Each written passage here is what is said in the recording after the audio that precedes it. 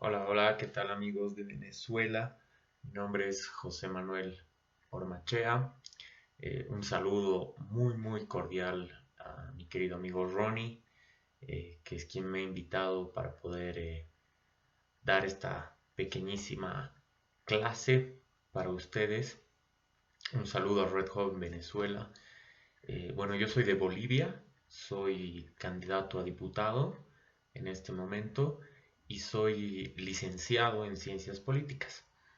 Estoy muy contento y muy feliz de poder aportar en esta oportunidad para Red Joven Venezuela, porque tengo muchos amigos venezolanos, hay mucha gente venezolana también viviendo en mi país y estoy muy consciente de todos los problemas que atraviesan eh, desde hace ya 20 años eh, en su país y siempre intento de cualquier forma eh, llegar a aportar de cualquier manera que sea posible en la medida de mis posibilidades a que Venezuela sea un país mejor, ¿no?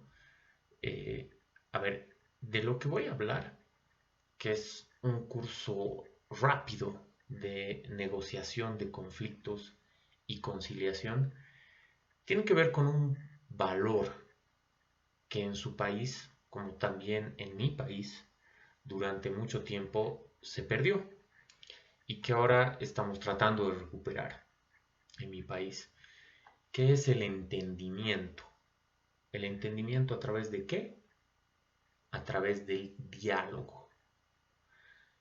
Créanme que los problemas que tiene su país se podrían resolver si es que desde muy jóvenes los venezolanos, los bolivianos y todos los jóvenes entenderíamos esto. Si no te sientas a conversar con el otro, con el compromiso de no levantarte hasta llegar a una solución de mutuo acuerdo, nada va a cambiar y nada va a salir adelante, ni para ti ni para la otra persona, ¿no? Teniendo eso muy claro, les quiero dar un ejemplo que tiene que ver con mi país. Nosotros en Bolivia, hasta el año pasado, hemos vivido 14 años de un gobierno que no dialogaba, no se sentaba a conversar y no le daba la razón a nadie nunca, solo a ellos mismos. Eso le pasó obviamente factura, eso tuvo sus consecuencias. ¿Por qué? Porque el presidente de hasta el año pasado en Bolivia, Evo Morales, tuvo que renunciar por las protestas que se dieron en su contra. ¿Y es por qué que hubo tales protestas?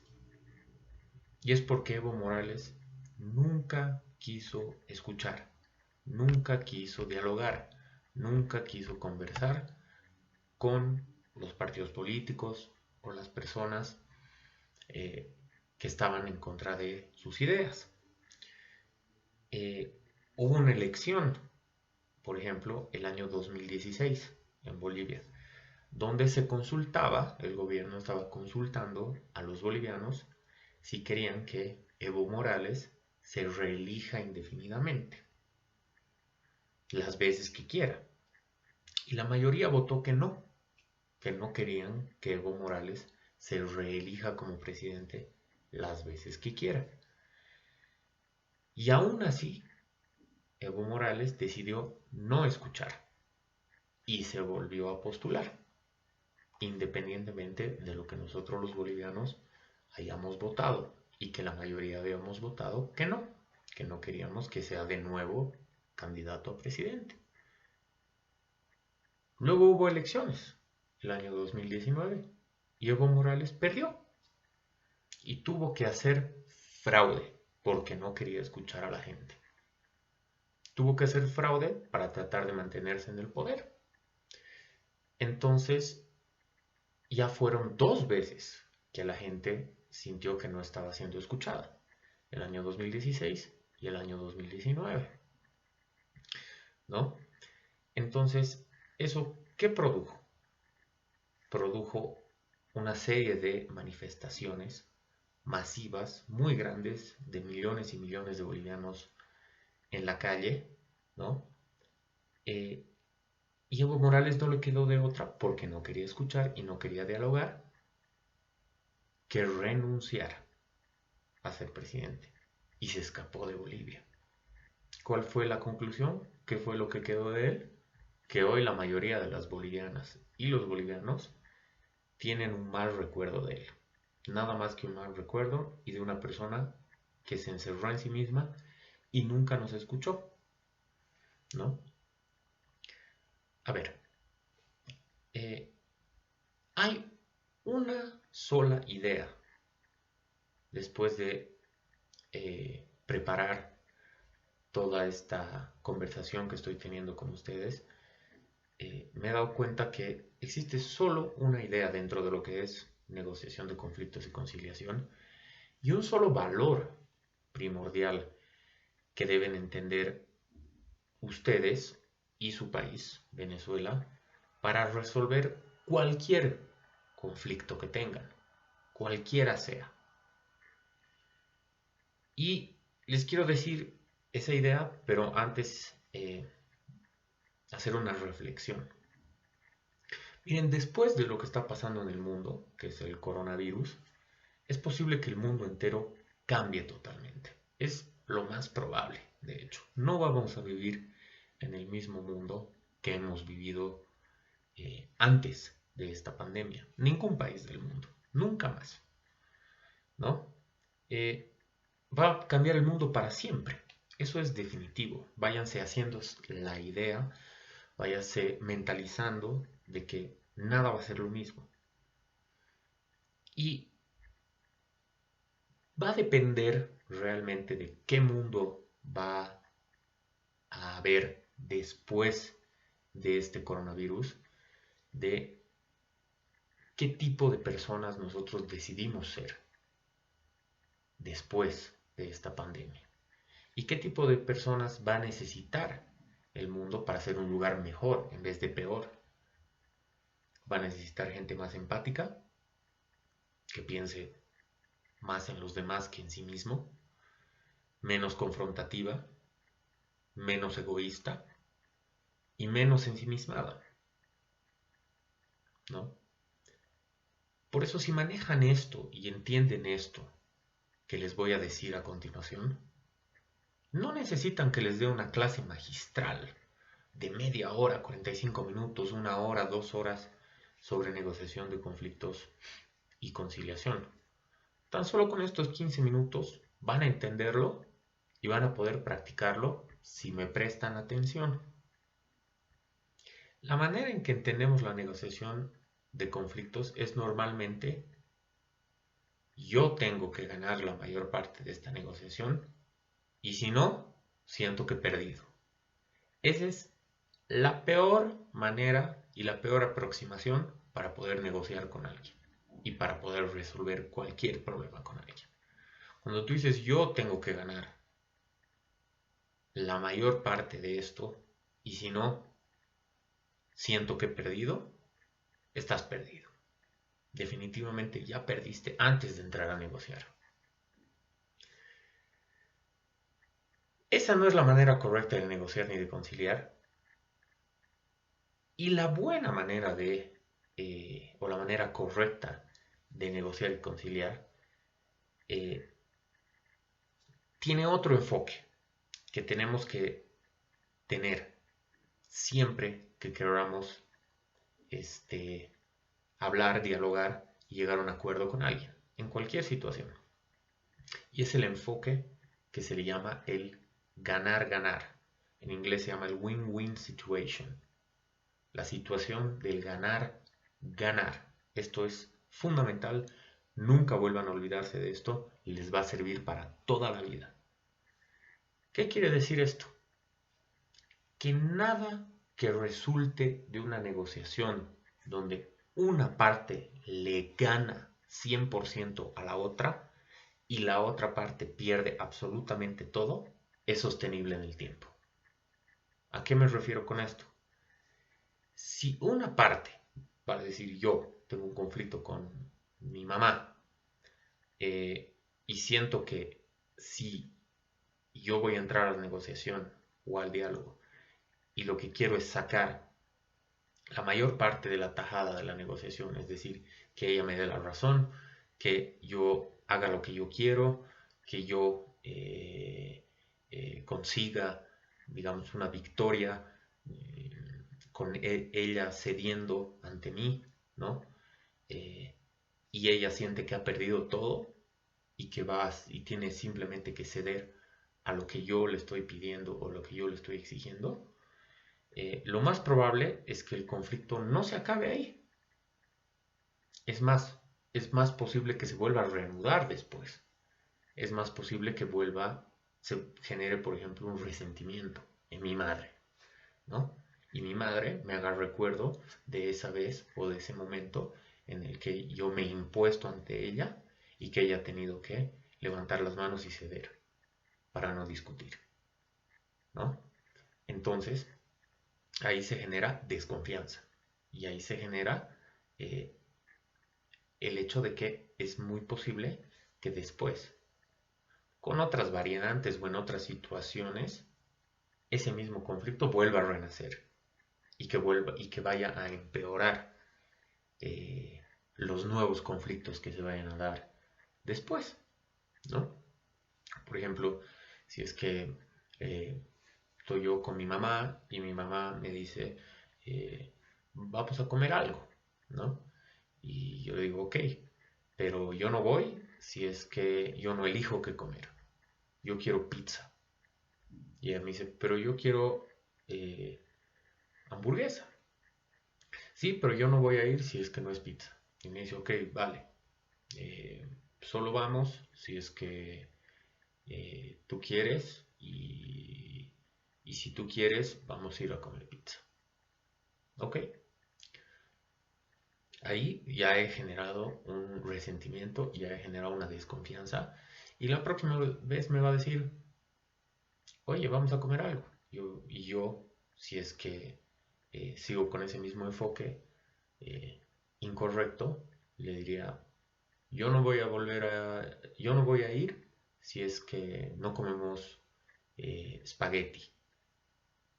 Y ella me va a decir, oye, ¿qué te pasa, no? Si la anterior vez yo he cedido ante tu capricho y hemos ido a comer pizza.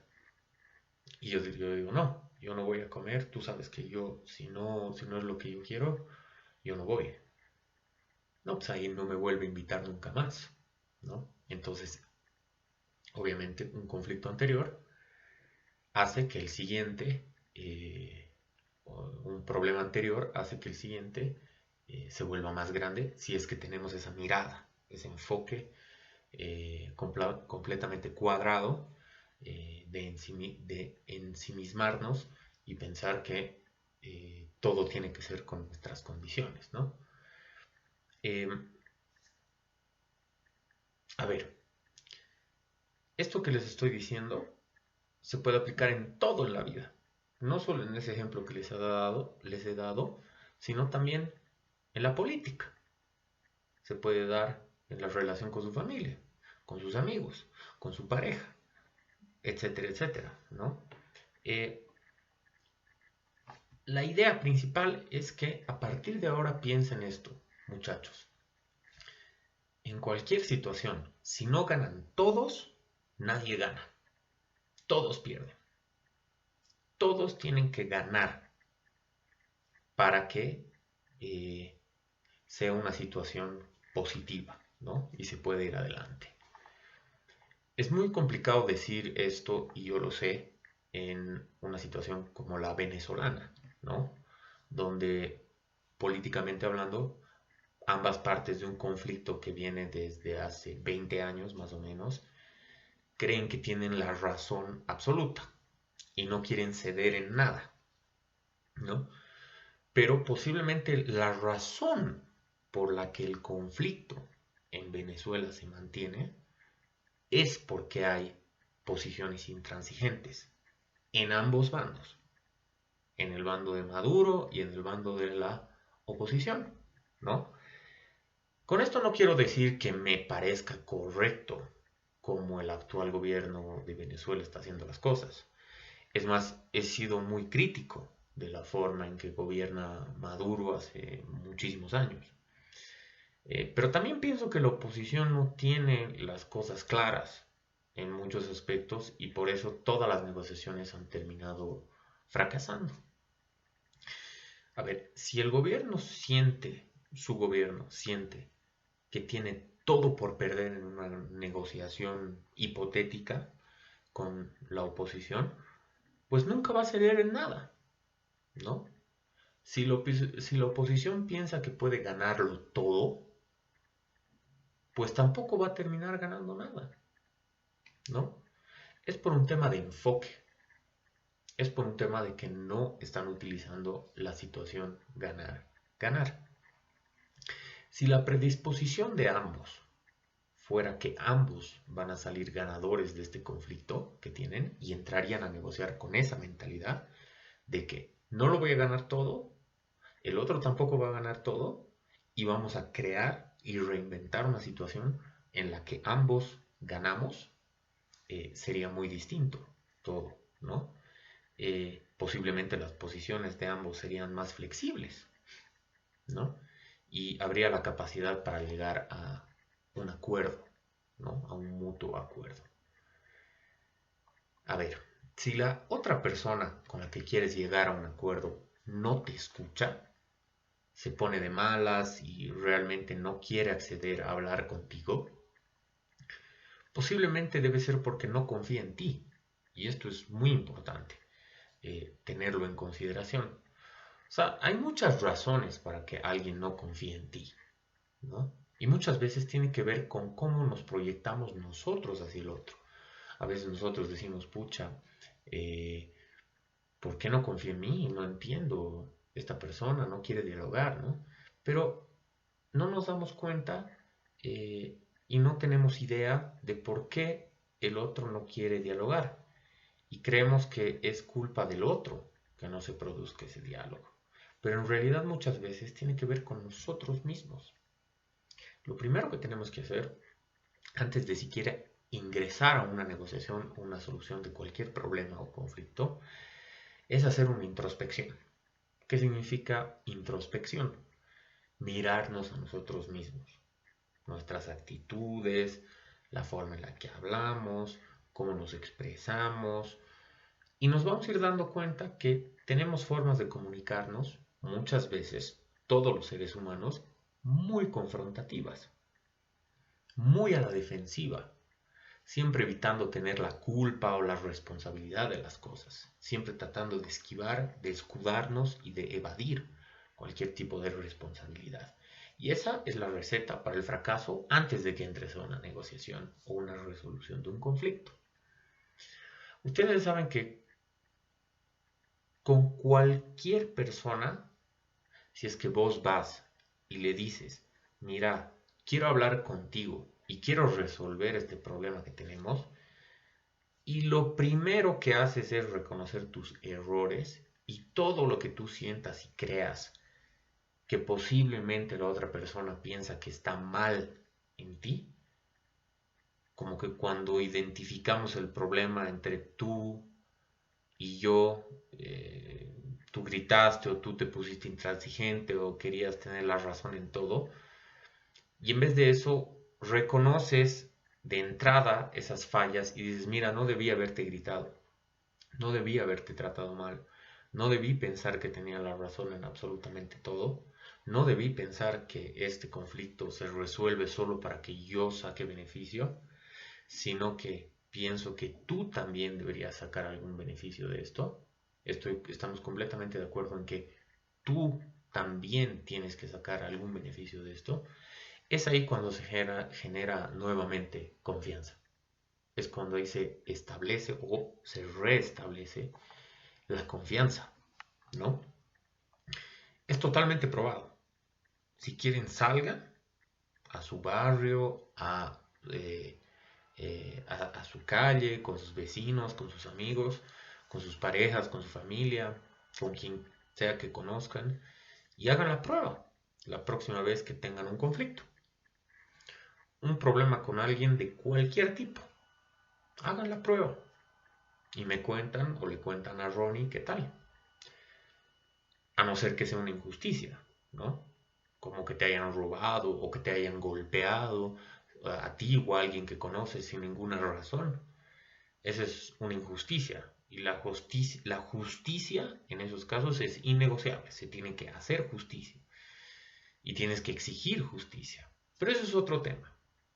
Estamos hablando de problemas de mala comunicación con tu mamá, con tu papá, con tus hermanos, con tus amigos, con tu novio, con tu novia. Cosas que se pueden resolver hablando, que es diferente a una injusticia, ¿no? Eh, inténtenlo, reconozcan sus errores primero, antes de ir a entablar una resolución de un conflicto con alguien, eh, y van a ver que la otra persona va a bajar la guardia. Inmediatamente va a bajar la guardia. Es más, si no le pides que reconozca sus errores, mejor todavía. Porque hay mucha gente que va a decir, ah, bueno, pero la otra persona también tiene que reconocer sus errores para que yo reconozca mis errores. No, eso no, ese no es el enfoque. Te tienes que concentrar en identificar las cosas que tú has hecho mal y hacerte responsable de eso que tú consideras y la otra persona posiblemente considera también que tú has hecho mal.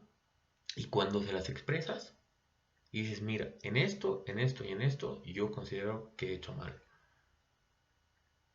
Sin decirle absolutamente nada más y me disculpo, ¿no? Si es que fuese el caso. Y no decirle nada de, ah, tú también me deberías pedir perdón, tú también deberías admitir que has cometido algún error. Nada de eso. Van a ver que lo más probable es que esa persona con la que tienes un conflicto va a hacer exactamente lo mismo, sin que se lo digas. Va a decir, ah, yo también reconozco que he cometido un error. Yo también reconozco que te he tratado mal o me he comunicado mal. Ya con esa guardia baja de ambos lados, ahí se puede entablar una negociación de confianza, ¿no? Con confianza establecida antes que nada. Eh,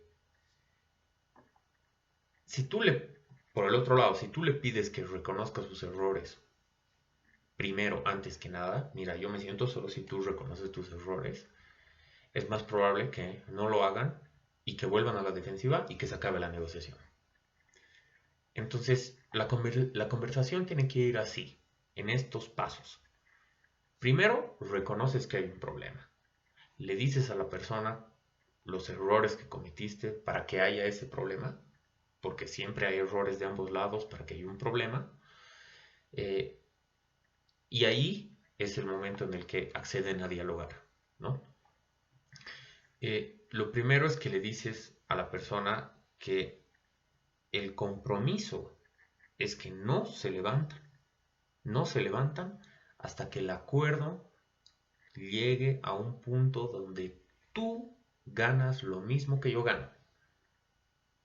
Si el compromiso es que uno ha cometido un error, el otro también, se baja la guardia, se sientan a dialogar, se genera confianza y además hay un compromiso, es decir, el compromiso de que no se levantan de ahí hasta que lleguen a un acuerdo y que ese acuerdo tiene que ver con que las dos personas van a salir ganando de este acuerdo, eh, es ahí donde se ha generado un espacio de diálogo, de concertación y de resolución de conflictos, ¿no? Es decir, no es tampoco, y con esto quiero terminar, una situación donde, bueno, yo gano la mitad, tú ganas la mitad, ¿no? O lo mejor la dejemos ahí y ninguno gana nada, ¿no? Porque eso no es proactivo. ¿A qué me refiero con proactivo? Proactivo es que de una situación sacas lo mejor, ¿no? Si tú llegas a un punto en el que, bueno, aquí la dejemos y ninguno gana nada, en realidad estás poniendo en pausa la negociación y la resolución del conflicto. No lo estás resolviendo, ¿no? Porque el problema, de nuevo, va a volver, como les había mencionado anteriormente. Si tú pones en pausa, va a volver el problema, ¿no? Entonces hay que identificar muy bien eh, que la solución sea proactiva, que saque lo mejor de ambos lados, ¿no? Eh, el problema se lo resuelve solo, en realidad, si hay una solución que crea algo nuevo. ¿A qué quiero decir con eso? Eh, una solución real, no un paliativo, no un parche a un problema, es donde se crea una nueva situación, no la situación anterior, pero parchada, arreglada un poco, sino una nueva situación, ¿no? Una situación donde no hayan dudas de que ambos son los ganadores, ¿no? Entonces, con eso quiero terminar. Quiero agradecer nuevamente a Ronnie por darme esta posibilidad tan linda de poder darles un poco de mi perspectiva, un poco de lo que he aprendido durante los años y lo que he podido estudiar para Red Joven Venezuela, ¿no? Eh, Espero que les haya servido y para cualquier otra cosa que necesiten, bueno, nos estamos acostumbrando todos a pasar clases y conversar con amigos desde lo lejos, ¿no? Por, eh, por quedarnos en casa, que es lo correcto, y también espero que ustedes lo puedan hacer. Les mando un fuerte abrazo desde La Paz, Bolivia. Eh, Fuerza Venezuela.